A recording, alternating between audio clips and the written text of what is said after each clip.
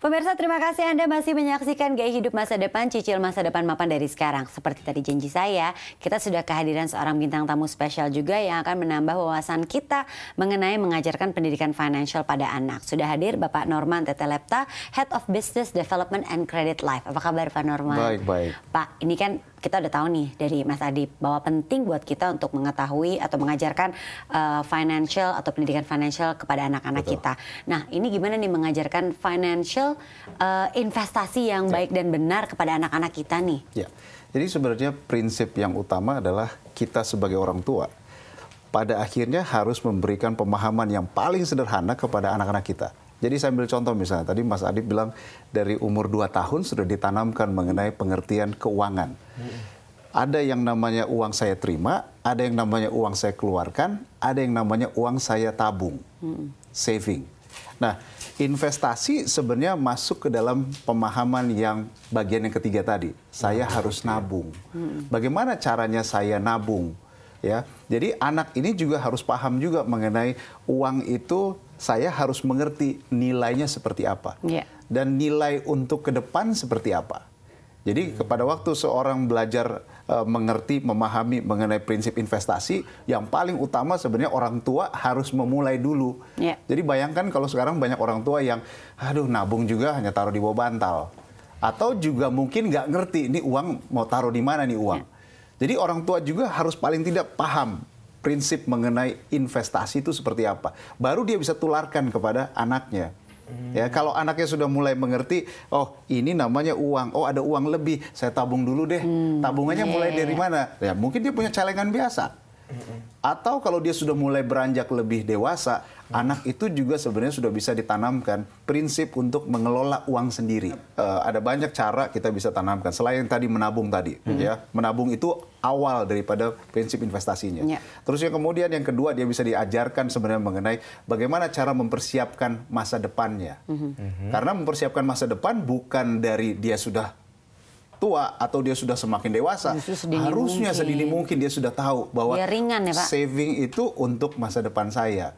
Kemudian dia sudah juga mulai diajarkan mengenai cara-cara menggunakan uang itu dengan bijak. Misalnya contoh, pada waktu saya mengerti mengenai, oh kalau ada sesuatu saya harus lindungi barang saya misalnya, atau papa punya rumah ini, kalau ada apa-apa kok ada beli sesuatu. Oh ini ada yang namanya asuransi. Nah, pendidikan itu sudah mulai dari awal dia harus mengerti bahwa oh papa bukan beli kertas loh. Tapi kertas ini ada nilainya.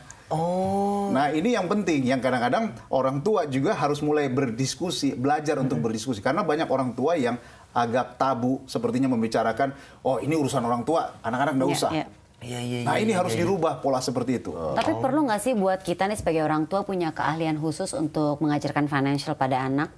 Saya perlu lihat, kursus dulu kan di kita nih supaya nggak salah. Saya lihat begini, kalau banyak literatur yang menjelaskan mengenai bagaimana sebenarnya orang tua tidak perlu punya persiapan yang luar biasa untuk mengajarkan literasi keuangan kepada anak. Karena apa? Day to day atau setiap hari mereka menghadapi proses yang mereka jalankan secara tidak sadar. Yang namanya transaksi, yang namanya terjadi penjualan, negosiasi, tawar-menawar itu terjadi. Dan itulah yang harus dikemas. Makanya pada waktu seseorang memberikan pendidikan, pengertian mengenai value, nilai. Karena semua orang ini didorong oleh nilai. Nah, ada barang, harus ada nilai yang bisa membeli barang tersebut. Nah, nilai itu apa? Mungkin kita tanamkan mengenai, harus ada uang. Kalau zaman dulu pakai barter. Ya, barang ini ditukar dengan barang yang ini. Nah, sekarang enggak, ngapain bawa barang besar-besar? Ada uang. Inilah yang akan menjadi nilai, value tadi. Jadi pada waktu value-nya sama, terjadi transaksi. Kalau value-nya nggak sama, nggak jadi transaksi. Contoh misalnya, pada waktu lihat sepatu, anak-anak diajar, wah sepatunya bagus, ini bagus. Tapi pada waktu dicek, wah harganya nggak cocok. Kemahalan, kenapa? Kantong papa nggak bisa membeli sepatu yang mahal ini. Kita harus jelaskan itu juga. Harus jelaskan, karena pada akhirnya mereka harus tahu, oh ada nilai yang seperti apa yang harus dimengerti oleh anak tersebut. Oh, Nah, itu. Jadi kalau misal menurut saya sih ya orang tua nggak perlu ikut kursus juga. Iya. Cukup yang paling simpel dan yang paling gampang ya Pak. Ini saya Betul. punya tips nih buat pemirsa nih, buat orang tua untuk Ih, sombong mengajarkan banget sih. Apa tips dari mengajarkan kamu? ilmunya ke anak-anak money finansial. Cukup nonton Gaya Hidup Masa Depan. Oh, benar. Iya kan? Dan juga Cerdas 5 Menit. Benar. Di Metro TV semuanya. Iya. Jadi lebih pinter, punya referensi lebih banyak, dan juga bisa mengajarkan kepada anak dan juga lingkungan juga mengenai finansial. Jadi memang penting sekali untuk orang tua paham ya, mungkin nggak perlu ahli-ahli amat, tapi at least paham tentang yang namanya pengaturan financial kita seperti apa, supaya kita bisa menjelaskan kepada anak kita sekaligus memberikan contoh. Anak itu kan sebenarnya lebih mudah di saat mereka belajarnya ada contohnya, ya kan. Nah, untuk ini nih satu nih, mungkin kita ke Mas Adib nih. Kita mengenal ada yang namanya wants and need. Ini masih susah nih, prinsip ingin dan butuh. Rasa-rasanya gini, saya ingin ini karena kebetulan saya butuh. Kan gitu Iya, kan. pakai ada kebetulannya lagi.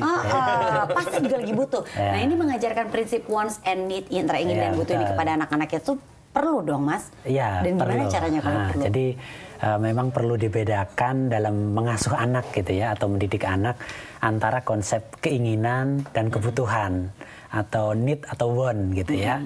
Nah, kalau keinginan itu kan sesuatu yang diinginkan. Misalnya anak ingin mainan, nangis, dia udah dibeliin mainan nih, dia Masih ingin mainan lagi. Oh iya, itu nggak butuh tuh sebenarnya. Ya Kalau kan? ini kan dia udah punya mainan, masih ingin lagi. Nah, berarti dia sudah, ini bukan kebutuhan. Awalnya mungkin ketika dia belum punya mainan nih, dia ingin lihat temennya bermain mobil-mobilan, dia belum punya. Kemudian dia ingin membeli mainan, mobil-mobilan misalnya. Nah, ketika dia membeli pertama kali, itu keinginan dan kebutuhan juga. Namun kemudian ketika dia nangis lagi, kemudian beli lagi, atau dirusakin kemudian minta beli lagi. Nah, itu bukan kebutuhan, tapi itu keinginan. Tentunya orang tua harus mengajarkan bahwa ketika itu hanya keinginan, ya harus dikasih tahu bahwa kamu bermain secara baik. Itu kamu mobil-mobilannya jangan kamu rusakin. Kalau kamu rusakin, nanti ya kamu belinya menabung dulu misalnya. Betul. Seperti itu.